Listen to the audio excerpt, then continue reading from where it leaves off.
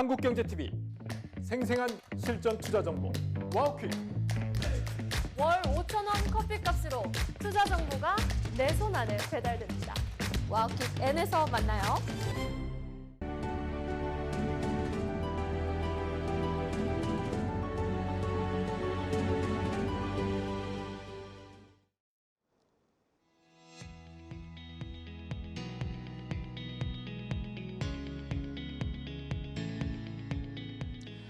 시청자 여러분 안녕하십니까? 새해 복 많이 받으십시오. 오늘 제가 1시간 반 정도 빨리 여러분을 만나게 됐습니다. 새해 첫날 첫 거래가 오전 10시에 시작이기 때문에 하경민 앵커가 9시 반부터 여러분과 함께하고요. 제가 이 시간부터 딱 1시간 여러분과 함께 하겠는데요. 올해 새해가 이른바 붉은 말의 해, 삼국지에 보면 이제 적토마가 나오는데요. 여포가 타고 다녔던 이 적토마는 성벽을 뛰어넘고 또 해자를 건넜다 이렇게 얘기를 하고 있죠. 올 한 해 금융시장에 여러 어려움이 있겠지만 여러분도 마치 적토마를 타고 건너듯이 이 어려움들을 건너면서 높은 수익 올리시기를 기대를 해보겠습니다. 또 저희도 열심히 여러분들의 수익이 올라갈 수 있도록 함께 1년 동안 같이 하겠습니다. 자, 오늘 이 시간은 2026년 한 해 전체적인 증시 전망과 우리가 어디에 포커스를 맞춰야 되는지 얘기를 좀 나눠볼 텐데요. 두 분의 전문가를 모셨습니다. 퍼스트 프라임 리서치의 이동근 대표 그리고 24인베스트의 손창현 팀장이 함께하겠습니다. 어서 오십시오. 네, 두 분과 얘기를 나누기 전에 박정원 캐스터가 국내 증권사들의 올해 증시 전망 그리고 이슈들을 한번 정리를 했습니다. 듣고 돌아와서 얘기 나누겠습니다. 네, 2026년 병오년 첫 거래일입니다. 시청자 여러분 모두 새해 복 많이 받으시고 올해 더 부자 되시기 바랍니다. 2025년 75%가 넘는 기록적인 상승률로 주요국 1위의 역전 드라마를 쓴 코스피가 이제 본격적인 5천 시대를 정조준하고 있는데요. 새해 재테크 성공을 목표로 하신 투자자분들 많으실 텐데 그러기 위해선 무엇보다 시장이 따라와 줘야겠죠. 4천을 넘어서 5,000피까지 달성할 수 있을지 주요 증권사들의 지수 전망을 바탕으로 코스피 5천의 조건과 1분기 주요 일정까지 함께 살펴보도록 하겠습니다. 최근 국내 주요 증권사들이 제시한 올해 코스피의 예상 범위를 보면 하단은 3,500선, 상단은 최대 5,500선까지 열려 있습니다. 과거에는 상단 5천을 제시하는 전망이 소수에 그쳤다면 최근엔 여러 증권사에서 동시에 5천 이상을 언급하고 있다는 점이 눈에 띄는데요. NH투자증권은 상단을 5,500까지 상향 조정했고요. 현대차증권 역시 이익 증가와 밸류에이션 재평가를 반영해서 5,500선을 제시했습니다. 여기에 외국계 투자 은행들 역시 긍정적입니다. JP모건과 노무라는 5,000, 시티는 5,500포인트를 제시했고요. 머커리는 AI 투자 확대와 수출 회복이 이어질 경우엔 6,000피도 가능하다는 전망을 내놓고 있습니다. 그렇다면 그 조건은 무엇일까요? 증권가에서는 2026년 증시가 상반기에는 고점을 형성하는 상고, 하저의 흐름을 보일 것으로 예상하면서 4가지 핵심 동력을 제시합니다. 첫 번째는 유동성 환경입니다. 글로벌 통화 완화와 재정 확대가 맞물리는 이른바 폴리시 믹스 국면에 대한 기대가 커지고 있는데요. 삼성증권은 연준 내 정책 기조 변화 가능성을, 대신과 신영 NH투자증권 역시 미국의 금리 인하 사이클 진입을 전제로 증시 환경이 점차 우호적으로 바뀔 수 있다고 보고 있습니다. 두 번째는 기업의 이익입니다. 현대차증권은 삼성전자와 SK하이닉스를 중심으로 국내 대형주의 영업이익이 빠르게 늘어나면서 코스피의 전체 영업이익의 추정치가 상향 조정될 것이라고 전망했고요. 시장에서는 상장사 순이익이 전년 대비해서 30에서 40% 증가할 경우에 4,600에서 5,000선까지는 밸류에이션 측면에서도 설명이 가능하다는 평가가 나오고 있습니다. 세 번째는 반도체 업황입니다. AI 투자 확대와 데이터 센터의 증설 흐름 속에서 반도체는 여전히 코스피의 방향성을 결정짓는 핵심적인 변수인데요. 삼성증권은 반도체를 주도주로 꼽았고요. IM증권은 업황 호조 확대 시에 5,000피의 가능성을 언급하면서도 밸류에이션 부담은 점검이 필요하다고 짚어냈습니다. KB증권은 3저 호황에 따른 반도체 실적 개선이 이뤄진다면 코스피 상단이 최대 7,500포인트까지 열린다고 분석하기도 했었죠. 그만큼 반도체 업황이 지수의 상승에 키가 될 것으로 보이고요. 네 번째, 마지막으로는 정부의 정책 환경입니다. 메리츠증권과 대신증권은 상법 개정과 세제 개편, 밸류업 정책을 통해서 코리아 디스카운트 요인이 점진적으로 해소될 수 있다고 보고 있습니다. 중장기적인 밸류에이션의 재평가 기반이 될 수 있다는 건데요. 물론 장밋빛 전망만 있는 것은 아닙니다. 가장 큰 복병은 AI 버블 우려인데요. 빅테크의 투자 속도가 둔화될 경우에 반도체 중심의 국내 증시가 타격을 입을 수 있겠고요.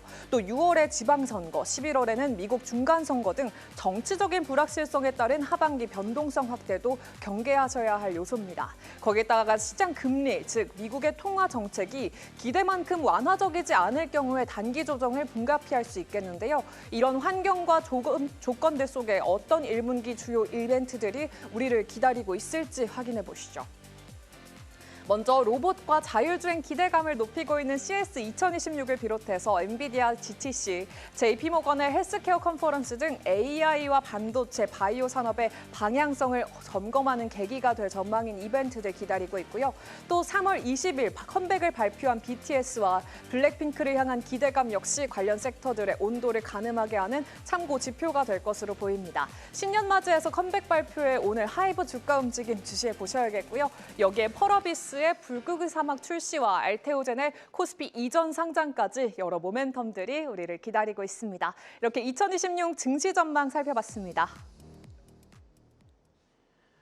네, 전반적으로 올해도 우리 증시가 나쁘지 않을 걸로 보죠. 특히 상반기까지는 긍정적인 전망들이 굉장히 많습니다. 두 분과 함께 당장 오늘 시장도 어떻게 될지 한번 예상을 해보고요. 1분기 내에 우리가 1년을 다 맞추는 건 사실 보통 보면 연초에 내놓는 게 다 맞지도 않는 경우가 많아서 상반기 내에 어떤 전략을 짜는 게 좋을지 한번 얘기를 좀 해보죠. 이동근 대표하고 먼저 얘기를 하겠습니다. 작년 거래 마지막이 미국은 좀 빠졌어요. 그래서 오늘 우리 시장 어떻게 출발할지 새해 첫 거래일이기 때문에 좀 궁금하기도 하고요. 전반적으로 이슈하고 증권사들 전망, 연간 전망을 좀 봤는데 가장 큰 이벤트 뭘로 보고 계시는지도 좀 궁금합니다. 사실 이제 뭐 저는 그런 생각이 들어요. 작년에서의 어떤 연속성이 일정 부분은 이어질 네. 것이다 이런 말씀드릴 수가 있겠고 역시 강세장의 요인이었던 중요한 부분들을 꼽자면은 유동성이라는 측면 그리고 이제 AI 투자에 대한 부분들 그리고 정부의 정책이라는 부분들인데 결국 이런 것들이 올해에도 그대로 좀 이어지지 않겠는가라는 생각이 들고요. 무엇보다도 이제 AI 사이클에 따른 반도체의 어떤 시장 주도력이 전 이어질 것으로 예상을 하고 있습니다. 삼성전자라든가 SK하이닉스의 실적 전망치가 계속 상향이 되고 있고 또 KPX 투자 확대로 인해서 반도체 업종의 상승이 좀 정당화되지 않겠는가 이런 말씀을 드릴 수가 있을 것 같고 또 이제 정부 정책이라는 측면에서 여전히 어떤 영향력이 아마도 올해도 강하게 작용을 할 것으로 예상이 됩니다. 뭐 상법 개정하는 같은 이런 법제화의 과정이라든가 그리고 또 이제 코스닥 활성화 대책 같은 실질적인 어떤 시장에 영향을 줄 수 있는 정책들이 뭔가 이제 올해는 상대적으로 좀 이제 여리를 보였던 코스닥 시장이 조금 더 이제 부각이 될 수 있는 그런 계기가 될 수 있는 이제 그런 하나의 그 단초를 제공할 것으로 예상을 하고 있고요. 뭐 그밖에 이제 여러 가지 테마들, 뭐 로봇이라든가 자율주행이라든가 우주항공이라든가 이런 테마들도 여전히 시장 중심에서 좀 움직이지 않겠는가 이런 말씀 드릴 수가 있을 것 같고요. 네. 뭐 결국은 여기에다가 이제 풍부한 유동성, 계속해서 고객 예탁금이 80조 이상을 어떤 기록을 하면서 시장에 언제든지 들어올 수 있는 자금이 있다는 측면 이런 부분들은 시장의 어떤 뭐 조정이라든가 이런 부분에서 시장의 어떤 그 방어막으로 작용할 수 있는 또 하나의 어떤 기대감을 갖게 만들 수가 있을 것 같고요.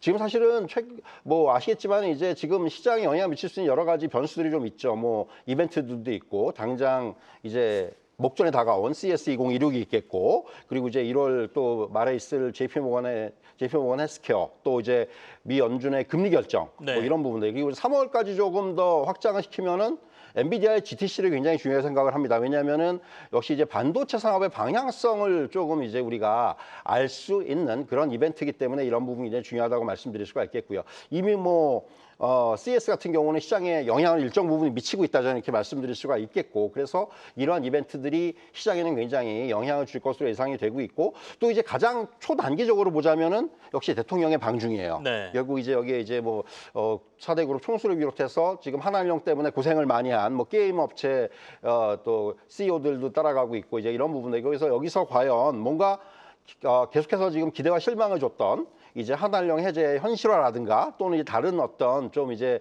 협력 방안이라든가 이런 부분들이 시장에서 좀 부각이 될 수 있지 않겠는가라는 그런 기대감도 좀 가질 수 있지 않겠는가 이렇게 말씀드릴 수가 있겠습니다. 일단은 한 해 전반으로 봤을 때는 유동성의 힘도 있고 정부 정책의 힘도 좀 시장에 도움을 줄 것이다라고 전망을 해주셨고요. 그리고 뭐 반도체가 올해를 이끌 거다라는 얘기는 저희가 계속 들었으니까 반도체 주요 업체들이 이제 본격적인 캐펙스 투자에 들어서면 조금 주춤거릴 수는 있어도 그 전까지는 뭐 수급과 공급이 전혀 지금 안 맞고 있는 상황이기 때문에 반도체주의 강세를 또 전망을 해주셨습니다. 말씀하신 대로 1월에 생각보다 이벤트가 많아요. 1월 이제 4일부터 대통령의 중국 방문 지적해 주셨고 그리고 CES부터 시작해서 JP모건 헬스케어까지 이게 이제 시장에 좀 긍정적으로 작용하면 시장 분위기가 괜찮으면 또 각종 업종이나 관련 주들이 좀 움직일 수 있겠죠. 손창현 팀장께서는 시장의 가장 큰 이벤트라든지 주목하고 계시는 거 올해 어디를 보고 계십니까? 저도 대표님과 의견이 좀 비슷한 부분도 네네. 없지 않아 있는데 제가 봤을 때는 정부의 의지인 것 같아요. 역시 투자 자산 쪽에 금융 자산 쪽에 여러 가지 정책들을 이제 발현을 하면서 본격적으로 이제 MSCI 선진국 지수 편입을 하기 위한 그런 투명성을 만들고 있는 게 제가 봤을 때는 가장 크게 중점적으로 봐야 되는 부분 중에 하나라고 볼 수가 있을 것 같고요. 제가 봤을 때는 연초에는 상당히 좀 12월 달 코스피, 코스닥 시장 상당히 좋았기 때문에 좀 눈치 보기 장세가 좀 이어질 가능성이 높지 않을까 그렇게 봐야 될 것 같고요. 그런 점에서 미국 금리 인하가 상반기 때 한 번, 하반기 때 한 번 정도 진행이 되는지를 좀 눈여겨봐야 될 것 같고 그리고 이제 대형주보다는 중소형주 관심을 좀 두실 필요가 있다라고 봐야 될 것 같습니다. 그 이유는 국민성장펀드 125조도 준비되어 있고요. 그리고 이 벤처 투자 펀드도 40조가 준비되어 있습니다. 그러면 일단 대형주 작년에 상당히 좀 많이 올라간 종목들이 역시 대형주 기반의 종목들이었기 때문에 이번 올해는 본격적으로 이제 코스닥 활성화 정책을 바탕으로 중소형 단에서도 이제 키 맞추기 바벨 형태의 투자가 좀 진행이 될 가능성이 높다라고 봐야 될 것 같고요. 그리고 이벤트도 CES뿐만 아니라 JP모건 헬스케어도 있고 저는 이제 주목해 볼 필요가 있는 부분이 MWC가 3월에 있습니다. 그렇기 네. 때문에 이 스마트 글래스라든지 그리고 또 스마트폰 그리고 여러 가지 이제 폴더블 폰에 대한 것도 애플이 참여할 필요가 있기 때문에 그 부분도 좀 눈여겨 보셔야 될 것 같고요. 그리고 기업들의 4분기 실적이 이번 달부터 본격적으로 좀 진행이 된다라는 것도 눈여겨 봐야 될 것 같습니다. 1월 둘째 주에는 제가 알기로는 삼성전자, 1월 넷째 주에는 SK 하이닉스가 4분기 잠정 실적을 내놓기 때문에 잠정 실적이 얼마만큼 뒷받침을 해주는지도 일단 시장에 대한 영향을 줄 수 있는 이벤트 중에 하나다라고 봐야 될 것 같습니다. 1월이 저는 이렇게 흥미진진한 때가 없었던 것 같아요. 왜냐하면 말씀하신 것처럼 삼성전자하고 SK 하이닉스의 4분기 실적이 너무 기대감이 크기 때문에 1월 중반에 이제 삼성전자 잠정 실적 나오면 시장이 또 어떻게 될까? 그다음에 또 뒤에 1월 하반기에 SK 하이닉스의 실적 나오면 또 시장이 좀 괜찮지 않을까? 이런 기대감까지 지금 같이 있는 상황이기 때문에 3월에 이제 MWC까지 좀 말씀을 해주셨어요. 워낙 그 스페인에서 열리는 모바일 월드 콩그레스라고 저희가 얘기를 하죠. 그쪽에서 있는 여러 가지 행사 때문에 또 한번 시장에 이슈가 좀 되지 않겠느냐 이런 얘기까지 해주셨습니다. 전반적으로 이제 올해 시장에 대한 기대감이 많고 작년에 이제 코스피가 한 75% 평균적으로 올랐습니다. 그에 비하면 이제 코스닥이 너무 못 돌아왔기 때문에 올해는 이제 코스닥이 이른바 참수닥을 넘어서 증권사들 보고서 보니까 이제 1,100포인트까지도 전망하는 데들이 있던데요. 코스닥의 키 맞추기도 좀 진행될 가능성이 있다라고 얘기를 하고 있으니까 중소형주에도 저희 관심을 좀 가져보도록 하죠. 전반적인 시장의 큰 그림을 저희가 좀 봤고요. 그렇다면 이제 2026년에는 우리 투자자들이 어떤 섹터에 중심을 가져야 되는지 한번 정리를 해보겠습니다. 안혜수 캐스터가 주도 섹터 정리해서 준비하고 있습니다. 네, 적토마의 해가 밝았습니다. 2026년도 선두를 달리기 위해선 투자 전략도 새롭게 짜야겠죠. 증권사들이 제시한 올해 주도 섹터 전망 준비했습니다. 병은원의 성공적인 완주를 도와줄 섹터들 어디 있을지 함께 정리해 보시죠. 먼저 증권사들의 공통된 시각부터 짚어보도록 하겠습니다.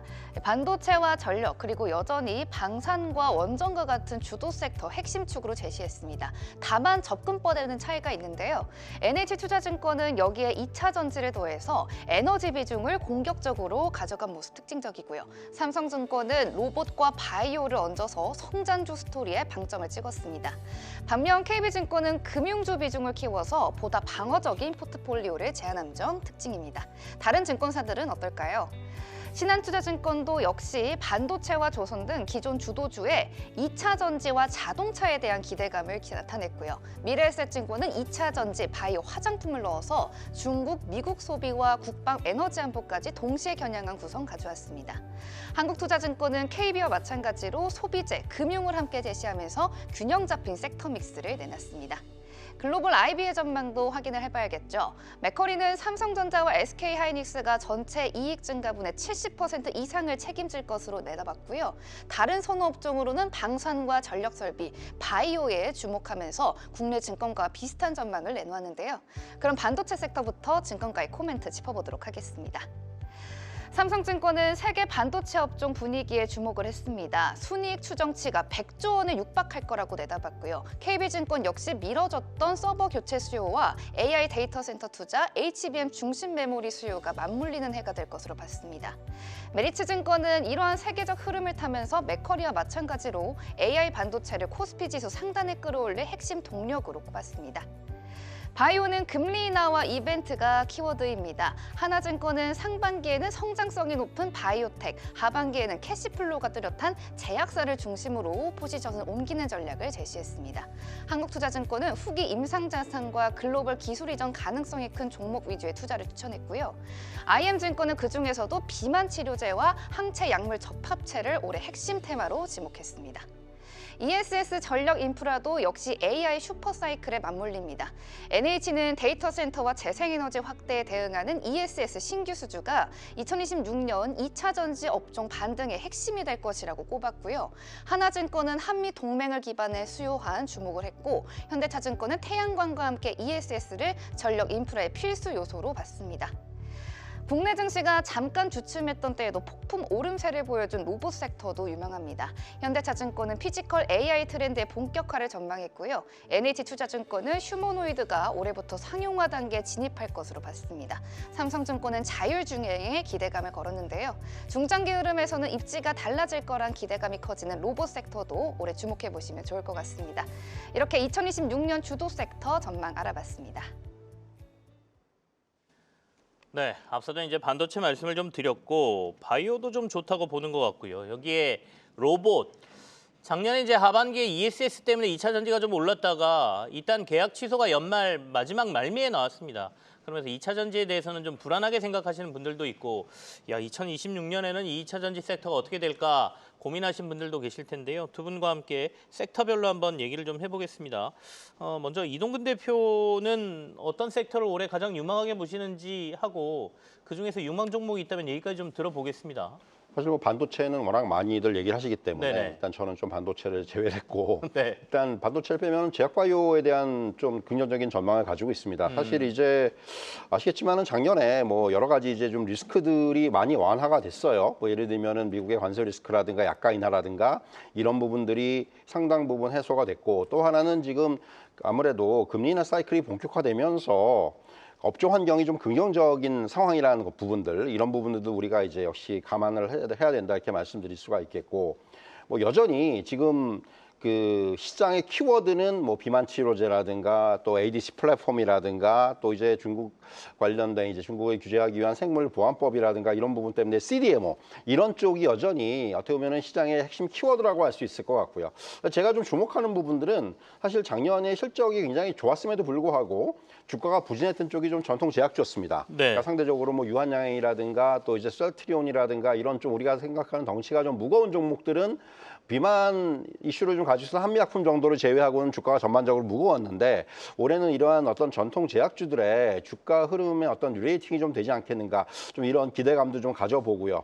그리고 여전히 이제 비만 치료제 같은 경우는 이제 새롭게 뭐 이제 경구용이라든가 장기 지속형이라든가 이런 쪽에서의 관심이 점점 확대되는 그런 기술들이 본격적으로 적용되면서 이런 흐름들이 나타나지 않겠는가, 이런 좀 기대감을 가질 수가 있을 것으로 보여지고요. 가장 좀 제가 꼽는 이제 유망주로 꼽을 수 있는 종목은 SK SK바이오팜입니다. 사실 조금 이제 어떻게 보면 시장의 중심에서는 약간은 좀 벗어나 있는 종목이라고 할 수 있겠는데 역시 이제 뇌전증 치료제인 에스코프리의 미국 내 매출이 가파르게 성장을 하고 있다는 점이 가장 중요한 포인트다 이렇게 말씀드릴 수가 있을 것 같아요. 네. 더군다나 이제 미국 내에서 병용요법이라든가 이런 부분들을 통해서 점차 처방이 늘어나고 있고 특히 이제 한 자릿수대의 낮은 원가율을 바탕으로 하고 있기 때문에 이익 계산의 어떤 그 레버리지 효과가 나타날 수가 있다라는 부분 이런 것들까지 좀 기대감을 걸어볼 수 있겠고요. 미국뿐만이 아니라 작년에 이제 하반기에 굉장히 긍정적으로 작용했던 좀 이제 우리가 긍정적인 재료로 볼 수 있는 부분은 중국에서의 어떤 품목화가 확정입니다. 그래서 이제는 미국뿐만 아니라 중국 시장에도 본격적으로 진출할 수 있는 기반이 마련되고 있다는 부분 이런 것들도 상당히 좀 긍정적인 요인이다 이렇게 말씀드릴 수가 있겠고 여기다 이제 신약 파이프라인들도 이제 본격적으로 가동을 하기 시작했다. 방사성 의약품이라든가 이런 부분에 대한 파이프라인이 임상 단계에 진입을 하고 있다는 부분들 이런 것들을 감안한다면은 SK바이오팜 올해 저는 유망주로 꼽을 수가 있을 것 같습니다. 지금 작년 말에 이제 종가가 124,600원 SK바이오팜이 연말 되면 어느 수준에 가 있을 거라고 보세요? 저는 뭐 일단 작년에 한번 네네.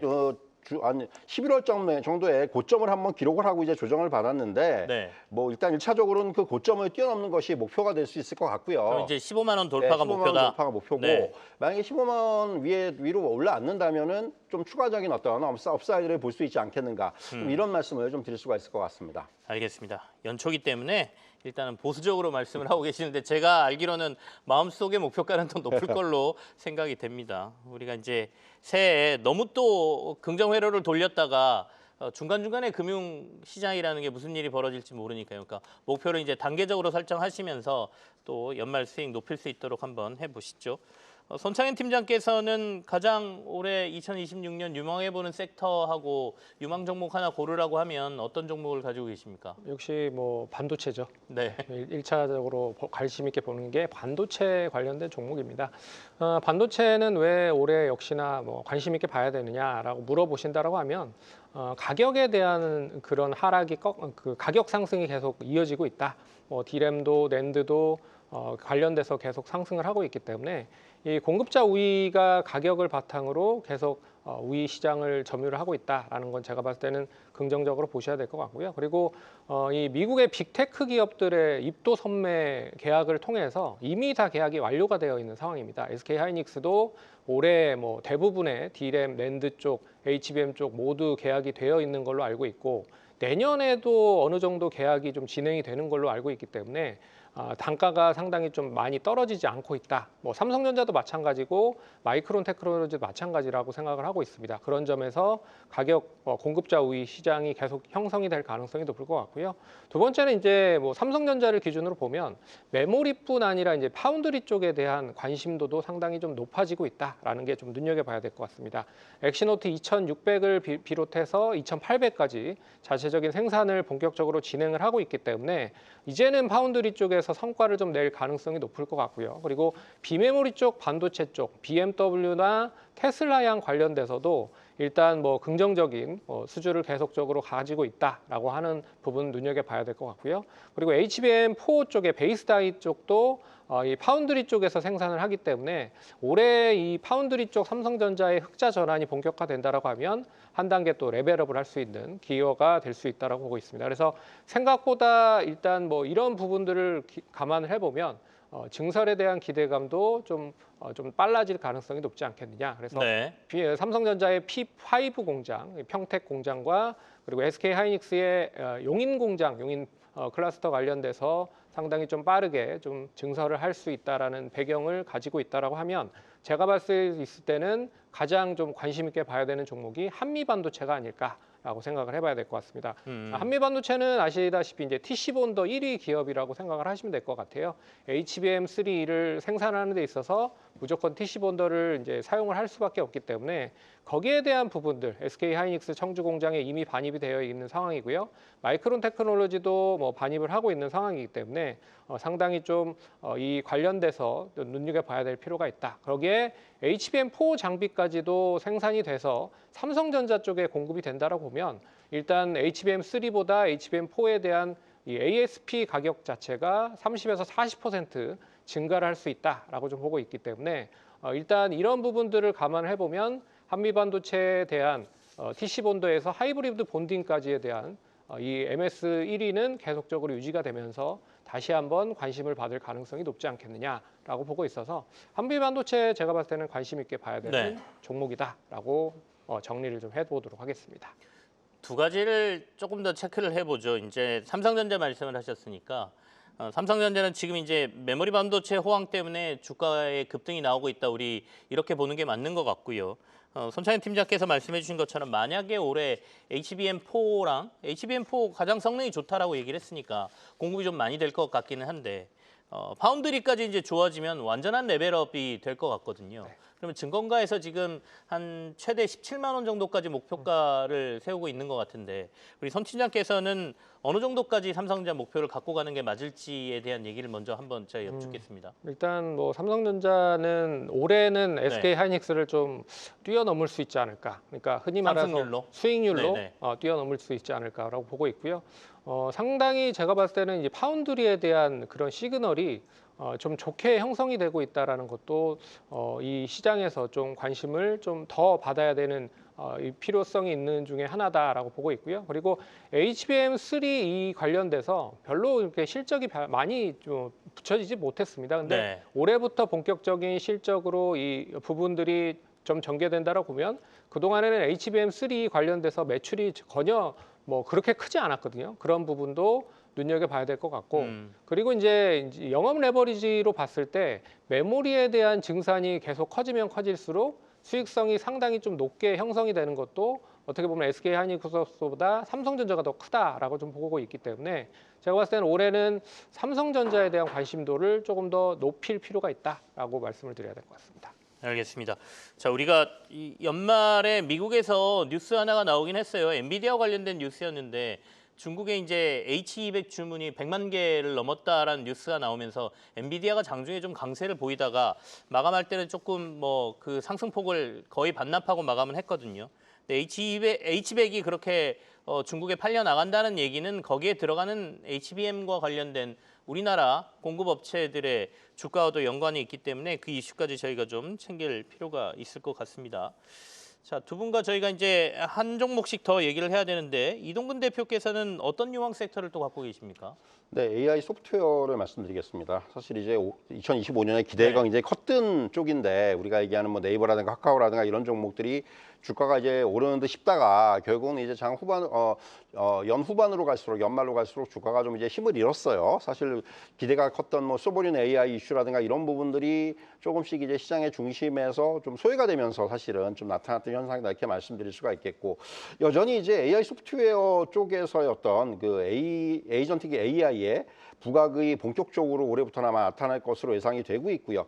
무엇보다도 지금 그 계획부터 실행까지 이제 수많은 단계의 추론을 거쳐서 직접적으로 이제 이런 AI들이 실생활에 적용이 되는 이러한 단계로 진화하고 있다. 이렇게 좀 말씀드릴 수가 있겠고 뭐 빼놓을 수 없는 부분들은 소버린 AI와 관련해서 정부 정책이라든가 그리고 기업들의 투자라든가 기술 발전에 계속해서 주목을 할 필요가 있다라는 거죠. 네. 30일 날 이제 그 우리가 얘기하는 국가대표 AI 선정 1차 그 시연회가 있었잖아요. 결국 이제부터 이런 것들이 본격화되면서 이제 이런 기대감들이 다시 한번 주가에 긍정적으로 작용할 수 있는 시기가 됐다 이렇게 말씀드리겠고 또 이제 그 파생되어서 핀테크라든가 뭐 스테이블 코인이라든가 또 STO라든가 이런 어떤 신사업에 대한 본격적인 개화도 또한 기대가 되고 있기 때문에 이런 부분들 역시 2026년에도 이런 그 AI 소프트웨어와 관련돼 있는 산업 업종 종목들에 대한 관심은 이어질 것으로 예상을 하고 있고요.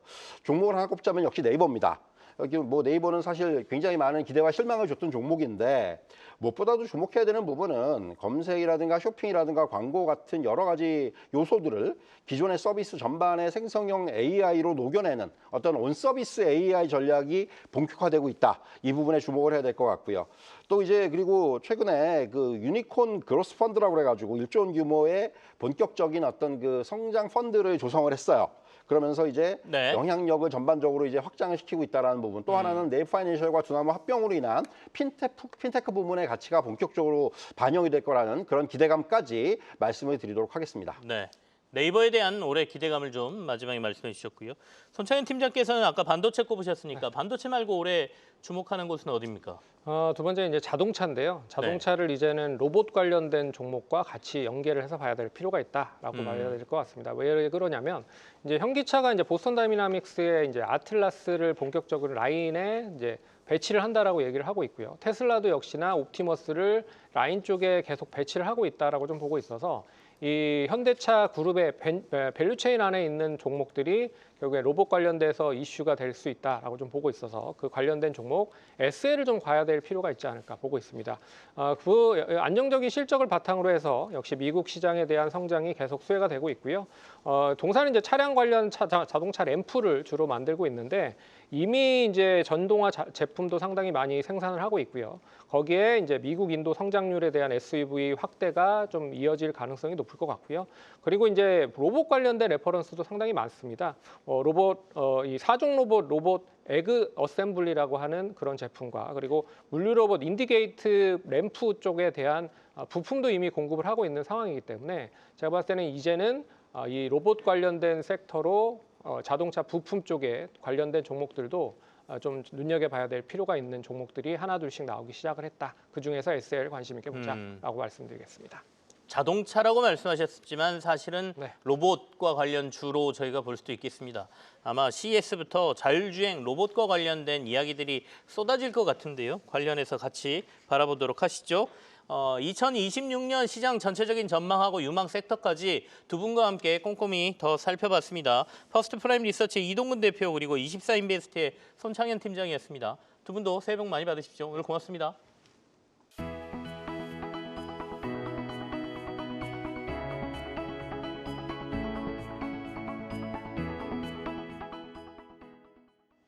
네, 오늘 새해 첫날 개장이 1시간 정도 남았는데요. 개장하기 전에 작년에 75% 정도나 오른 코스피에 비해서 코스닥 시장이 생각보다 많이 못 따라왔잖아요. 올해는 이제 코스닥 시장이 여기 키 맞추기를 할 것이다 이런 얘기가 있어서 코스닥 시장에 대한 좀 집중적인 얘기를 NH투자증권 투자전략부의 김종현 연구원과 나눠보겠습니다. 어서 오십시오. 네, 안녕하세요. 네. 연구원님 보고서 보니까 네. 2026년에 코스닥 지수 타겟이 1,100포인트까지 돼 있더라고요. 네. 그 얘기는 이제 시장 상승이 꽤 있을 거다라는 얘기하고 연결되는데 그 근거하고 목표가 충분히 가능하다 이렇게 보시는지 좀 궁금합니다. 네, 저희는 충분히 이제 가능할 거다 보고 있고요. 네네. 네, 그 이유는 이제 얼마 전에 나왔던 이제 코스닥 활성화 정책 때문이고 이제 1,100포인트의 이제 근거는 과거 이제 문재인 정권 때 코스닥 활성화 정책했을 때 그 당시 증가했던 시가총액분이 한 110조 원 정도였거든요. 네. 네, 지금 시점에서 그거를 똑같이 110조 증가한다 가정하면은 1,100포인트 정도까지는 해볼만하다라고 생각하고 있고 그 외에 뭐 실적이라든가 정책, 다른 정책들도 지금 받쳐주고 있는 상황이기 때문에 예, 지금은 저희는 코스닥 매수 시점이라고 현재 판단하고 있는 상황입니다. 네. 그러면 네. 이제 결국에는 주가라는 거는 기업 이익에 연관이 있는 거니까요. 네. 우리가 1,100포인트까지 코스닥이 가려고 하면 이익 추정치가 어떻게 변하고 있는지도 좀 궁금하고 그 중에서도 섹터별로 이익 네. 추정치가 좀 좋은데 네. 좀 못 미치는데 이런 데들이 있을 거 아닙니까? 네네네. 저희 좀 볼까요? 네. 일단 전반적으로 코스닥 사실 네. 영업이익이라는 게 코스피에 비해서 좀 약간 불안한 부분이 있긴 합니다. 예, 실적이 예측이 좀 힘들긴 하죠. 예, 사실 실적이 나오는 기업도 있고 아직 성장하지 못해서 숫자는 아직 안 나오는 기업들이 좀 많은데 그래도 저희는 이제 내년에는 이제 올해 영업이 한 50% 정도는 증이익이 나오지 않을까 생각하고 있고요. 전년도에 비해서 예, 영업이. 코스닥 전체 영업이익이 한 50% 정도 증가할 것이다. 네. 그 근거는 이제 일단 IT, 반도체 이제 소부장 쪽에서 영업이익이 증가할 거다 이렇게 생각하고 있는 상황입니다. 작년에도 영업이익이 증가하긴 했지만 이제 전반적으로 이제 HBM 관련주 종목 위주로 실적이 나왔는데 이제 올해부터는 이제 레거시 반도체도 좀 좋아지고 있는 상황이기 때문에 네. 예, 소위 말하는 뭐 반도체 이제 뭐 클리닝룸부터 해서 소재까지 전반적으로 다 실적이 개선될 수 있는 상황이 되었다 이렇게 보고 있는 상황이고요. 추가적으로 다른 섹터들 네. 예를 들어 뭐 바이오 같은 경우에는 계속 이제 잘하고 있고 올해에도 아마 기술 수출로 인해서 이익이 개선될 거다 보고 있는 상황이고 그리고 소프트웨어 쪽 AI라든가 뭐 게임 관련된 섹터들도 지금 실적이 증가하고 있기 때문에 전반적으로 올해는 코스닥이 이익이 개선되는 상이다 이렇게 보시면 될 것 같습니다. 우리가 코스피하고 코스닥을 비교해 보면 어느 정도 차이가 있을까요? 코스피가 한 40% 정도에서 40에서 50 정도 증가할 거라 보고 있고요. 네네. 코스닥은 한 50%좀 넘게 증가할 거다 이렇게 보고 있는 상황인데 사실 근데 코스피는 삼성전자의 이익이 제일 중요한데 지금 디램 가격이 너무 올라가고 있어서 사실 코스피가 좀 더 좋아질 수 있긴 하지만 예, 중요한 거는 삼성전자가 좋아지면은 반도체 소부장도 같이 좋아지는 구조이기 때문에 예, 작년처럼 차이가 나진 않을 거다 이렇게 보고 있는 상황입니다. 네. 방금 전에 코스피하고 코스닥 영업이익 연간 추이로 저희가 보니까 네. 그래프가 비슷하게 움직일 거다라고 추정은 하고 있네요. 그러니까 네, 맞습니다. 코스피가 한 40-50%, 코스닥도 아까 말씀하신 대로 올해 영업이익 추정치가 한 50% 상향된다라고 하면 삼성전자가 조금 이제 어떤 변수냐에 따라 다르긴 하겠지만 정부 정책 모멘텀 말씀을 하셨단 말이죠. 네. 코스닥 시장 활성화 정책. 네. 이게 효과가 좀 클까요? 저희는 굉장히 클 거라 보고 있고요. 네. 일단 가장 큰 정책이 자금이 유입될 수 있다는 겁니다. 예. 이번에 나온 정책 중에 하나가 이제 코스닥 벤처 펀드에 대해서 세제 혜택 그리고 IPO 물량도 배정을 이제 늘린다고 했고요. 이로 인해서 아마 증권사들이 1분기 때 코스닥 벤처 펀드 상품을 저는 이제 많이 팔 거다. 예, 그러면 그 자금을 그 펀드에 가입하시는 분들이 늘어나게 되면은 그 펀드에서 이제 코스닥 종목을 사야 되거든요. 예, 그래서 그로 인해서 아마 코스닥 쪽에 자금이 들어올 거다 보고 있고요. 추가적으로 이제 BDC 펀드라는 상품도 아마 1분기에 출시될 겁니다. BDC 펀드가 뭐죠, 구체적으로? 이게 그 벤처나 아니면 코스닥 시가총액 2천억 이하의 종목을 이제 투자하는 이제 벤처 펀드 상품이라고 보시면 될 것 같습니다. 예. 그러면 조금 규모 작은 회사들에 투자할 수 있게 그건 또 따로 조성한다는 얘기네요. 네, 맞습니다. 예, 그 법안이 아마 1분기에 통과되게 되면은 저게 상품이 아마 출시가 될 거예요. 예. 그래서 앞에 말했던 코스닥 벤처 펀드, BDC 펀드를 통해서 아마 코스닥 쪽에 자금이 유입되니까 이거는 충분히 이제 코스닥 쪽에 이제 도움이 될 거다 보고 있고요. 그리고 추가적으로 가장 이제 중요한 게 아마 1분기 때 결정될 거다 보고 있는데 연기금에서 이제 뭐 공무원 연금이라든가 군인공제, 국민연금 이런 데서도 코스닥 비중을 늘려야 된다라는 얘기가 있어가지고 아마 그 관련해서 좀 이슈가 확정되면은 이제 기관 투자 자금도 들어올 수 있는 여지가 되었다 이렇게 보시면 될 것 같습니다. 네. BDC 펀드 말씀을 해주셨습니다만은 기관 투자자들이 코스닥 관련 투자 펀드를 조성하게 되면 대부분 좀 큰 종목 위주, 이른바 인덱스 위주로 투자하게 되면 맞습니다. 우리가 시총 위쪽을 바라봐야 됩니까? 어디다 초점을 맞춰야 될까요? 아마 코스닥 종목을 사면 아마 시가총액 상위 종목 위주로 아마 저는 매수할 거라 보는데 근데 이제 벤처 펀드 특성상 이제 소위 말하는 이제 좋은 종목을 찾기 위한 이제 액티브적인 자금 성격도 있기 때문에 뭐 시가총액 중위권에서도 충분히 기회가 있을 거라 보지만 그래도 기본적으로 상위 종목 위주로 보시는 게 일단 첫 번째 제일 좋은 방법이긴 합니다. 네. 정부에서 이제 육성해서 정책 자금 또는 투자 자금 모아서 펀드 만들게 되면 운용 자체를 인덱스 위주로 하다 보면 시가총액 상위주 위주로 이제 그 자금 집행이 될 가능성 그 부분을 이제 저희 둘이서 지금 얘기를 나눈 겁니다. 그건 투자자분들도 이제 올해 코스닥 시장에 접근하실 때 포트폴리오를 어떻게 짤까 고민을 좀 하시면 될 것 같고요. 3차 상법 개정안 안에 그 의무 공개 매수 제도라는 게 있어요. 이게 이제 M&A 할 때 해당되는 얘기인 것 같은데 좀 설명을 해주시고 이게 이제 코스닥 시장에 어떤 영향을 미칠지도 말씀 좀 해주십시오. 이제 정부에서 정부 이제 국회에서 이제 준비하고 있는 법 중에 하나가 공개 매수 법안이라는 법이 있습니다. 그 법 같은 경우에는 어떤 방식으로든 보통 뭐 장외 매수를 많이 하죠. 장외 매수를 통해서 예를 들어 일정 지분 이상을 이제 확보를 하게 되면은 추가적으로 공시를 해가지고 시장에서 공개 매수를 통해서 일정 지분율 이상으로 확보해라라는 법인데 예를 들면 제가 지분을 35% 이상을 인수하게 되면은 추가적 공개 매수 공시를 해가지고 뭐 50% 플러스 1주까지 확보하게 한다던가 아직 숫자가 확정이 안 되는 상황이긴 한데 어쨌든 거래가 대규모 거래를 일으키면은 똑같은 그 거래의 효과를 일반 주주도 느낄 수 있도록 이제 누릴 수 있도록 지금 법을 개정하려고 하고 있습니다.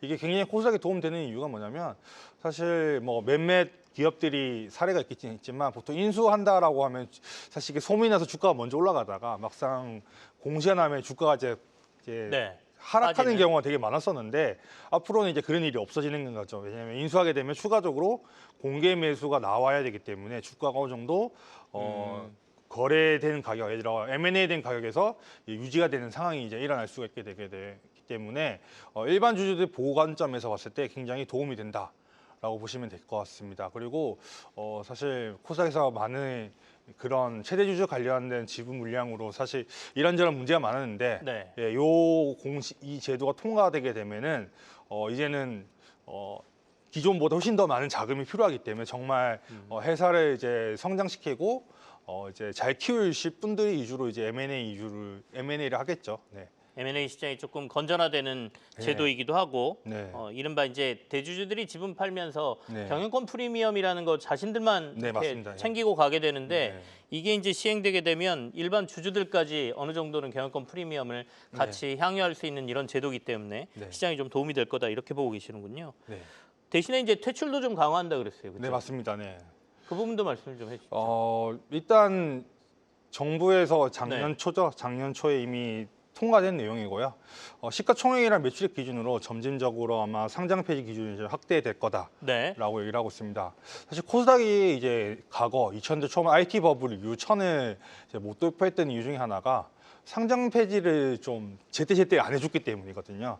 예, 지수를 계산할 때 첫날 종가로 IPO 첫날 종가로 이제 기준 시가총액이 형성되게 되고 그 다음에 이제 분모가 계속 시가총액이 바뀌면서 그 비율로 지수가 계산되는데 문제는 상장 폐지가 안 되면은 기준 시가총액이 상당히 높은 상태에서 유지되는 상황에서 네. 예, 종목들이 뭐 1년에 한 70개에서 80개 정도 종목 상장되는데 사실 그 중에서 정말 성공한 종목은 정말 몇 개 별로 없거든요. 시간 지나면 다들 시가총액 많이 빠져가지고 소위 말해 지수 상승에 이제 약간 걸림돌로 이제 작용이 됐었는데 이제 그런 종목들을 이제 그때 제때 재검해줘도 충분히 지수 상승에 도움될 거다 이렇게 보고 있는 상황입니다. 네. 네. 뭐 내보낼 때들은 빨리빨리 내보내서 좋은 종목들 들어오게 만들고 네. 그게 이제 우리 투자자들이 좋은 종목에 투자할 수 있는 확률도 높이는 거 아니겠습니까? 네. 그러면 이제 앞서 우리가 점검한 여러 가지를 감안해서 올해 이제 코스닥 시장 네. 전략을 제시한다면 어떻게 투자자들 해야 될 것 같습니까? 일단 1분기에 일단 아까 말했던 자금 유입이 가능성이 높기 때문에 네. 저희는 1월부터 코스닥 종목들 좀 매수하자라고 보고 있고요. 아마 업종은 시가총액 상위 종목 중에서 바이오, 예, 그리고 뭐 IT 쪽 위주로 좀 보자 말씀드리겠습니다. 예.